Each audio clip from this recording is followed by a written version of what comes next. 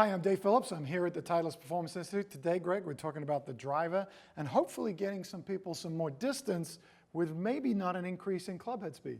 Well, I think that's the big point, is that a lot of people think if I'm going to hit the ball farther, I have to swing harder, right? Which obviously that is a way to... And you can do it. Yeah, you can do that. But sometimes people just aren't optimizing what they're doing. That's and we talk about how technology can help us figure out how to hit you farther. This is a perfect example.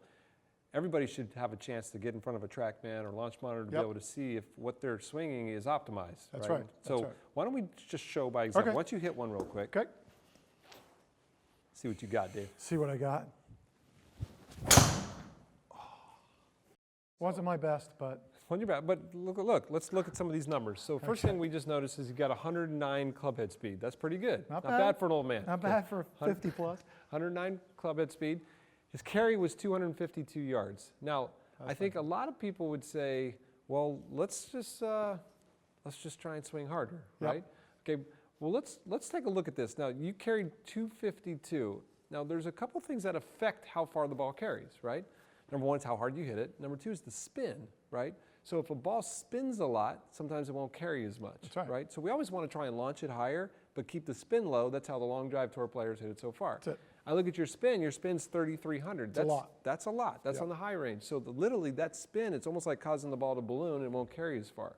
So what I think we should do is we should try and control that spin. Now the question is how do you control spin, right?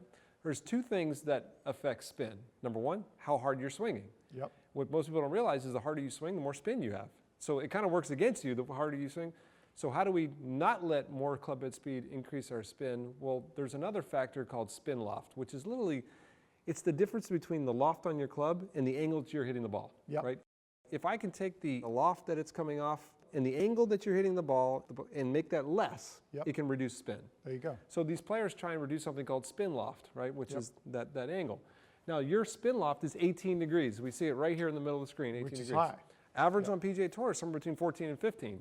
So that's telling me is that the difference between your loft, or the dynamic loft, and your attack angle is a lot higher than it should be. And if we can reduce those, you actually will get the ball to reduce spin and carry farther. So I don't necessarily need to swing faster. So you're at 109 right now. If we could just adjust that, we probably could hit it farther. Now, so the key here is we got to do, I'd say one thing. Your attack angle, in other words, the angle that you're coming in the ball, is down at 3.6, right? We can see negative 3.6. And if you think about a driver comes in, here's the ball. The driver comes down, it gets to the bottom of the arc, and then it should hit the ball on the upstream. So the attack angle, it should be traveling up, which would take that, what we talked about, that spin loft, and it would make it less, right? You were hitting it down, 3.3. So why don't we do one where we try and increase your attack angle, and let's see what happens to the numbers. Okay.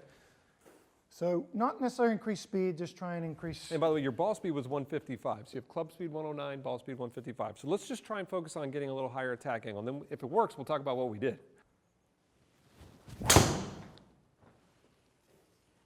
Huh. All right, so this is a perfect example. So Dave, remember, you were at 109, right? You were 109. And your carry was 252. That's right. You just decreased your club head speed to 106. You just lost 3 miles an hour. That's right. But your carry went to 258. You just increased by 6 yards. How is that possible? So literally, before, remember, we saw you had this 109 mile an hour club head speed, but the ball was spinning a lot. It was at 3,300. Well, now we brought the spin down to 3,000. I still think we can bring it down even more. I do too. But just by bringing down that 300 degrees, the ball is actually carrying farther with a slower speed. It's similar ball speed though. Ball speed's exactly the same, right? But look at your attack angle. Your attack angle went from negative 3.3 down to plus 1.8. So literally just by changing probably where you hit this ball on the arc, like if you hit down versus hitting up, and we hear a lot of people move the ball forward. Sometimes this can help. Just by changing that, you actually swung slower and picked up yardage. So, you know, we see this quite a bit even on the tour. I mean, you see players like a Justin Thomas, for instance, that cruises around 177, but he optimizes his conditions so well that oftentimes he's hitting it further than guys that have much higher speed than him. Let's just get to the chase. How did you do that? How did you increase your attack angle?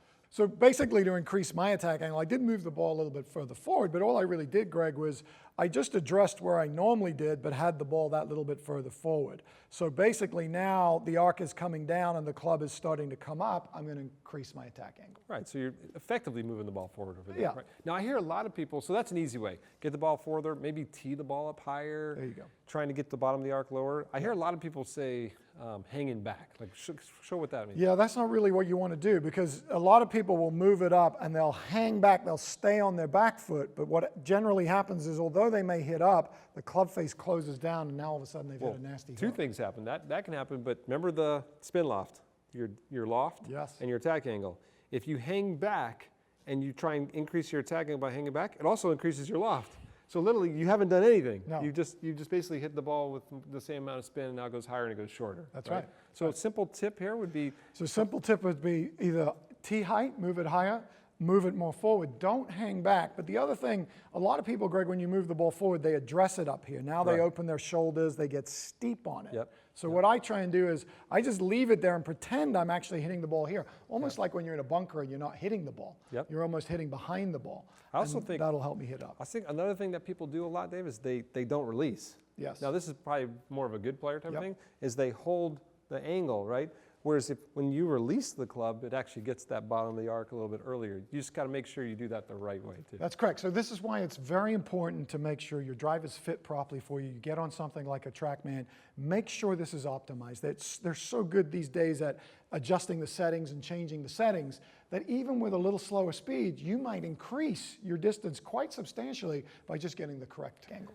So you can see how important technology is in being able to dial in a player's distance. I mean, literally, Dave, we took your club head speed and we reduced it by 3 miles an hour, but we still increased your yardage. Imagine if we maintain your club head speed and did this, we can get some serious improvement, and that's the power of technology. That's right. We'll increase my speed next time. Next time. Thanks for watching.